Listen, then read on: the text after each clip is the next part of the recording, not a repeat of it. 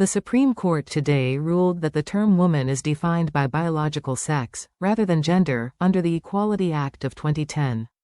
Amid sexism claims where those who were born male claimed to have been subjected to discrimination for being females, a Scottish campaign group appealed to the court, and succeeded.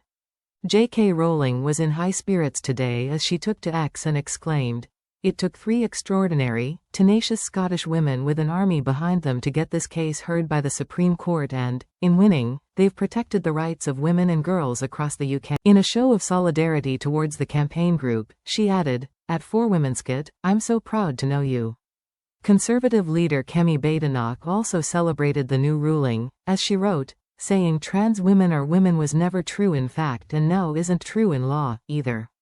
A victory for all of the women who faced personal abuse or lost their jobs for stating the obvious.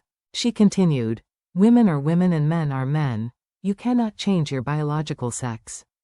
The era of Keir Starmer telling us that some women have penises has come to an end.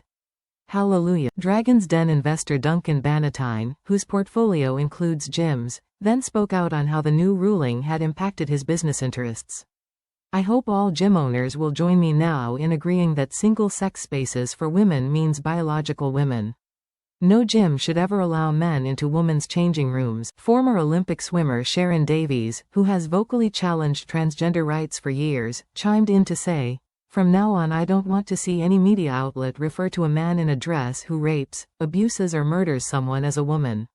These are not our crimes." Piers Morgan took a balanced view, writing on his X account, "The consequence of today's UK Supreme Court ruling on women biology is that while trans people should be entitled to the same rights to fairness, equality and safety as anyone else, and I sincerely believe that, they can't erode women's rights in the process."